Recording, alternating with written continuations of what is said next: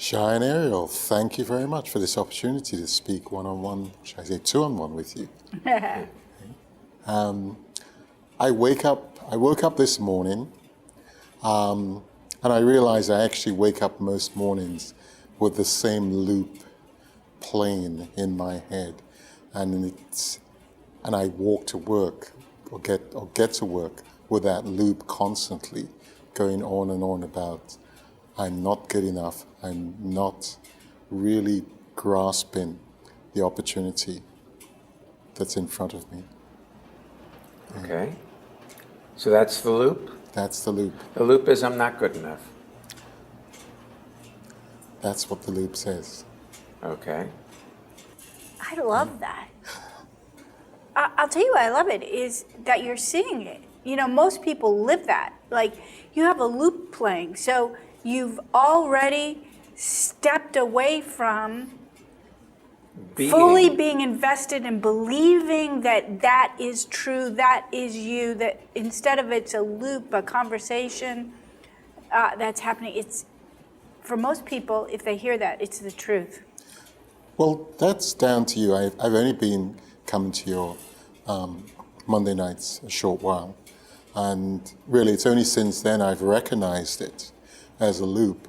But at the same time, I find it, at this moment, I now find it really frustrating that I still have it. Well, okay. So what is the first principle of instantaneous transformation?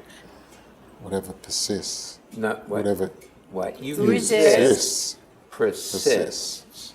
And the second is, can only be exactly as it is. So you wake up with the loop exactly as it is. Yeah. But if you just, there's a third principle, see it without judging it, but just notice it like you're a scientist, an anthropologist, and you're just noticing it, it will complete itself. That doesn't mean it won't ever come back, because it probably will from time to time. You know, when you're feeling insecure, it shows up. When something doesn't go the way you thought it ought to, then you're never good enough. But doesn't mean it can't complete In our itself. first book, Working on Yourself Doesn't Work, we have a story about when I was a child. I checked out from the library at school a time-lapse photography of a rose blossoming. And I didn't realize, I wasn't sophisticated enough to realize that once you got to the end, it was spliced together, it started over, that it was a tape loop. So I kept checking out, watching to see if I could see it do something different. Yes. And in a way, that's what you're doing. You think that it should be different.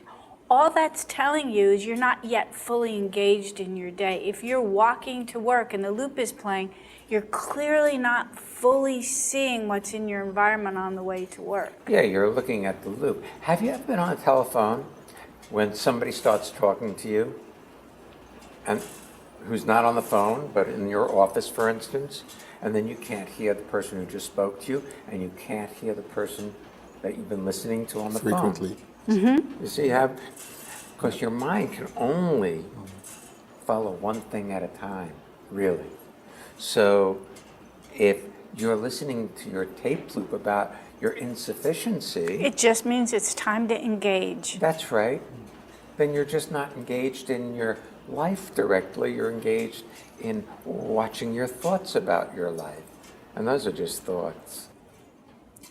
It's a great visual example. And what happens to me actually is that I start to get more and more frustrated with myself. Okay, now I have a question for you, David. Yes. Right now, in this moment, is that loop playing? No, it's not. You know why? I'm engaged with you. That's exactly accurate. Yes. So if you engage in what's happening in your life, that loop falls further and further into the background. And of course you're going to get frustrated if you think that loop should change or not be there. Or That's go just away. a sign of you resisting it rather than getting on with your morning. You know, that's one of the beauties of the long-term groups we do in Costa Rica.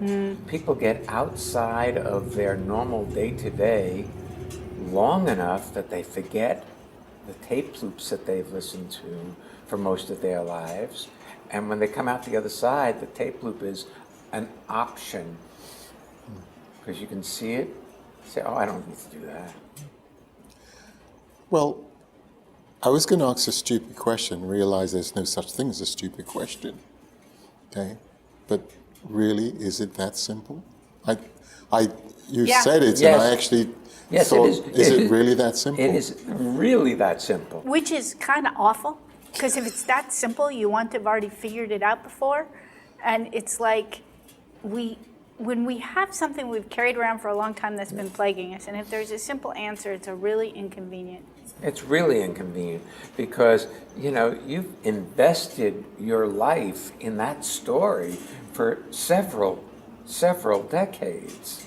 I'm not sure how old you are, but however old you are, you've listened to that story about your capabilities as told by your self-deprecating voice for a very long time. To discover suddenly that that's just a joke, that's absolute nonsense, and you have total possibility available to you at any moment. You can just jump into the current moment of your life. Well then, shame on you for not having noticed it before. But see, we live in a whole culture that's lost in that way of being. So everybody's believing that to be the truth, rather than realize that if you just get engaged in where you are, your life transforms. It's interesting because what you just said triggered something in me. It's a memory, but it's real. The fact that it was used as a motivational tool, I'm aware of it for me, and not just in the era I was brought up in, but in terms of going to school, college, university, and everything else. How it was, okay, I have to drive myself because I'm not good enough. I need to improve. But you know, actually knowing that's not going to help you. I wouldn't go back. It really doesn't matter where it came from. If something hit you in the head and you have it impressed because it was like block print and now it says I'm not good enough and you can feel it in Braille, it really doesn't matter. The only thing is to just engage in here right now, and it's going to, and I think it's great that you have old memories coming up right now. I think that's wonderful. That's just clearing house. It's also your mind's tricky way to try and get you to go back in and think and work on it and keep it. Or you can keep being out here, engage, and then it's gone.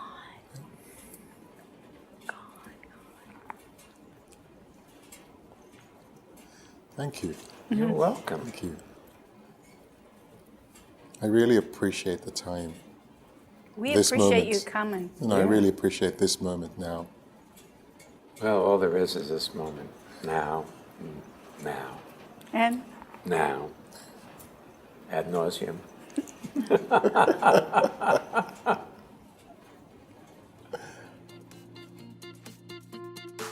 For more information about the Canes, their books and seminars, go to transformationmadeeasy.com.